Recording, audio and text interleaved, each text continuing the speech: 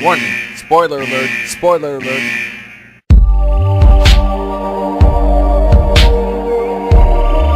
Hello everybody and welcome to the Derek Ruby Show. I am your host, the previously mentioned Mr. Ruby. It's Easter time this weekend and the Cadbury eggs are in the store. Kids are getting ready to do their Easter egg hunts. So I thought I'd take some time to review the 1986 classic from Jim Henson, The Tale of the Bunny Picnic. Now, like a lot of Jim Henson's work, The Tale of the Bunny Picnic has not been released on DVD. So I had to pull this footage off YouTube, so please excuse the way it looks. So our story begins with a group of bunnies getting ready for their annual picnic with a storyteller coming. Our star of the story, Bean, tries his best to help and gather preparations for the picnic. As he's out and about, he comes across a dog. The dog goes after Bean, but Bean gets away. He runs and hides under the bed, and then he fantasizes about himself being a fire-breathing dragon. So when his brother Lugsy and his sister Twitch come to look for him and find him under the bed, he talks about being a dragon and tells them that he had an encounter with a dog. And of course they don't believe him. Probably because throughout the entire story he fantasizes about being a dragon, a tree, all kinds of different things. So not only do his brother and sister not believe him, but nobody else does either. Because none of the bunnies have seen a dog in years. And Bean has a little bit of a weird relationship with his brother.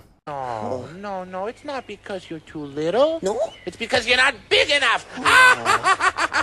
Bean, for the last time, will you sit down? You're too little to do anything, and that's final. Yeah, his brother Lugsy, he's kind of a dick.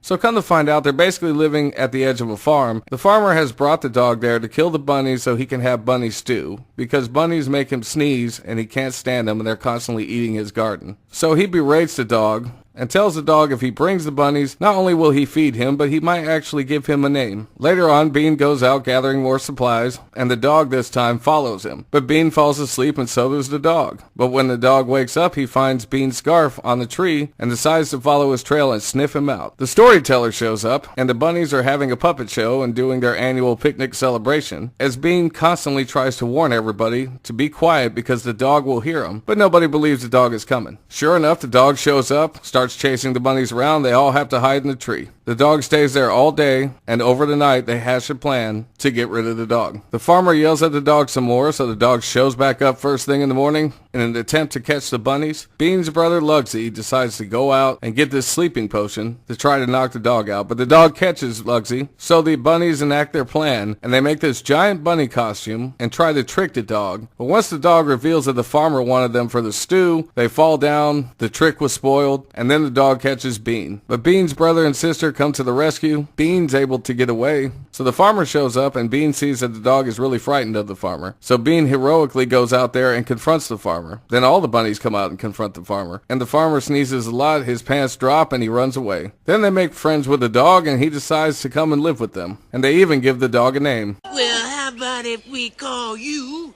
Dee-Dop-Dee-Diddly-Dog-Bop?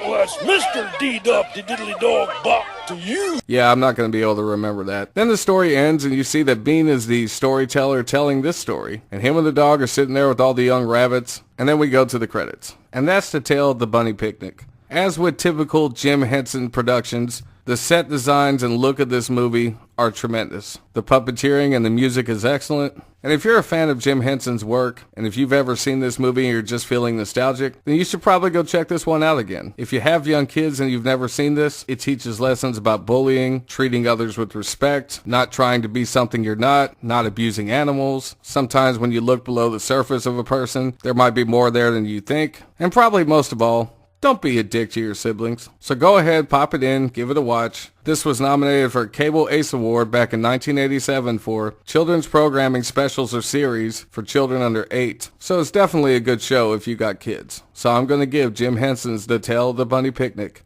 5 stars. So thank you guys for listening to the Derek Ruby Show. You can follow me on Facebook, Twitter, Twitch, and Instagram. Have a good one, and I'll see you guys next time.